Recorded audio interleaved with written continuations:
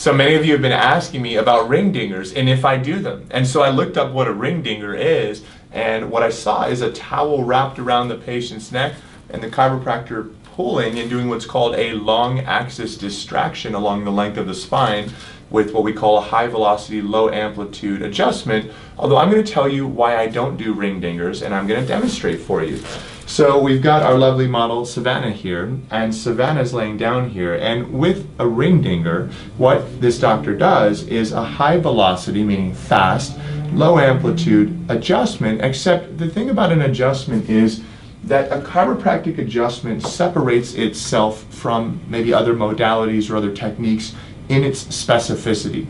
So there are times and places for long axis distractions where we open up. I sometimes do that on the upper thoracic or the upper back when we're standing, and I actually do it very specifically.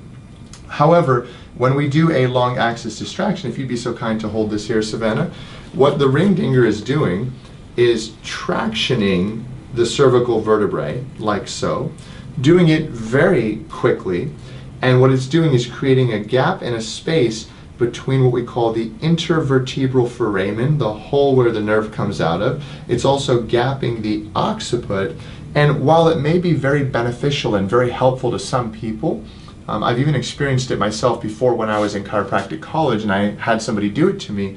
The reason I don't do it, it's not that it's not a good adjustment, it's actually a non-specific manipulation, and everything I do is a specific adjustment. So rather than doing a ring dinger and doing a long axis distraction and opening up every single joint and moving it with no specific intention other than to gap the joints, what I do is I take pictures of the spine.